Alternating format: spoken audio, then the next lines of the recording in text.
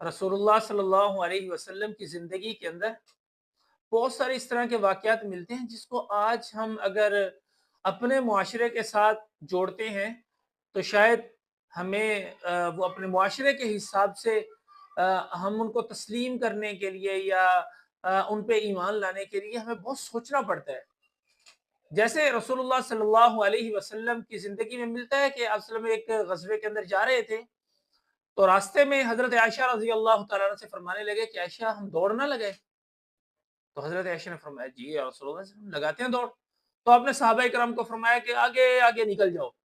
وہ آگے نکل گئے، آپ صلی اللہ علیہ وسلم نے دوڑ لگائی تو حضرت عائشہ رضی اللہ تعالیٰ چونکہ سمارٹ تھیں اور ابھی ان کی عمر بھی کم تھی، تو رسول اللہ صلی اللہ علیہ وسلم سے آگے نکل گئیں تو جیت گئیں۔ اب ایک اور غزوے کے اندر رسول اللہ صلی اللہ علیہ وسلم جا رہے ہیں کچھ سالوں کے بعد، تو آپ نے فرمایا کہ عائشہ دوڑ لگائے۔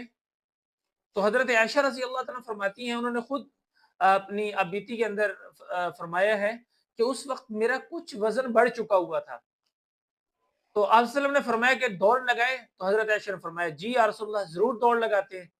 تو آپ نے صحابہ کرام کو کہا کہ فرمایا کہ آگے نکل جائیں۔ تو آپ صلی اللہ علیہ وسلم نے جب دوڑ لگائی تو حضرت عائشہ فرماتی ہیں میں پیچھے رہ گئی اور حضرت رسول اللہ صلی اللہ علیہ وسلم آگے نکل گئے، تو آپ نے فرمایا تل کا بتل کا برابر ہو گیا جی وہ معاملہ۔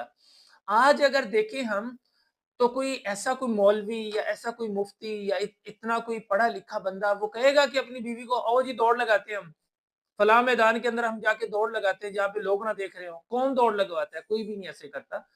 تو اس لیے رسول اللہ صلی اللہ علیہ وسلم کی زندگی کو پہلے تو پڑھنا چاہیے اور پھر اس کے مطابق اپنے گھر کے ماحول کو بنانے کی کوشش کرنی چاہیے۔